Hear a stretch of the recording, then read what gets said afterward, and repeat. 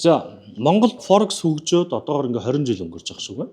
Тэгээ эхлснээс хойш бол ер нь хүмүүсийн мэдлэг дутуу, ментор байхгүй байсантай холбоотойгоор бол ерөөхдөө л алддаг байсан.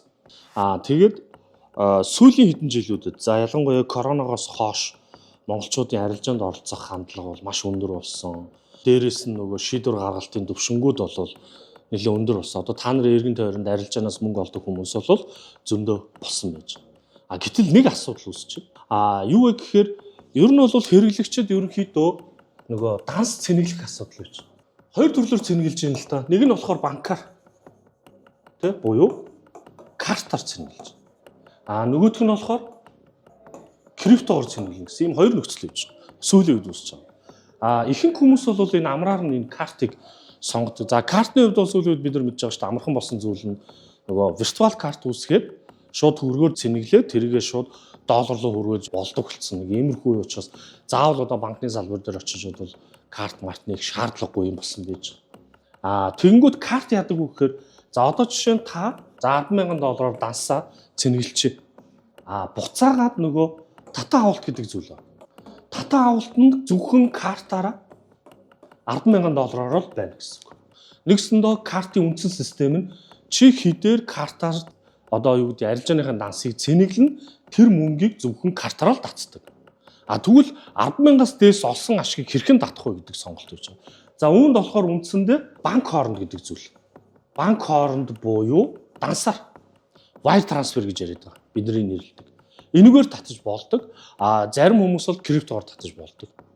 Эхнээсээ бол одоо юу гэдэг Forex бид нар хийж гээс 20 жилийн хугацаанд бол ихэнхдээ крипточ сүлд үссэн шүү дээ.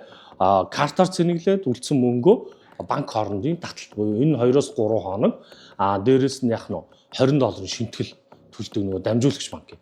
Гэтэл нэг асуудал болсон ба банкны салбар дээр 2019 онд Монгол улсын арилжааны банкуудыг Европын холбоо сарлж гсалтанд оруулсан байж байгаа. За энэ шалтгаан болохоор бид нар мэдэн шүү дээ нөгөө мөнгө угаах, туризмыг угаах ийм мөнгөтэй холбоотой гэж үзээд. За ингээд бид нар даалгавраа юу яснаас хойш одоо нөгөө 2020 онд бол энэс гарсан. Гэхдээ Европын холбоо сарлж гсласнаас гарсан ч эрсдэлтэй улсын тоонд оруулсан байж. Энэ нь юу вэ гэхээр бид нар банкнд одоо гадаад улс руу гүйлгээ шилжүүлэг хийх нь ерөөдөө маш хэцүү болж хувирсан. Гэтэл энэ 4 сараас хойш сүүлийн үед бид нар хэллээ шүү дээ нөгөө Монголд арилжаа хийж мөнгө олдог хүмүүс бол их болчиход байгаа. Эдгээр дээр асуудал үүсэж байна. Бүх брокер дээр юу вэ гэхээр мөнгөө wire transfer-ээр татахаар мөнгө шилжихгүй байна. Тэгээ энэ хамгийн томоор орж иж байгаа банк бол хаан банк байна. Голомт байна, тийм үү? За арай гайгүй нь бол хөдөлთა хөгжил бол харагдаж байна. Тэгээ шалтгаанаа юу гэж тайлбарж байгаа гэхээр хаан банк гэднэр болохоор сэжигтэй гүйлгээ байна. Цаанаасаа зөвшөөрөхгүй байна.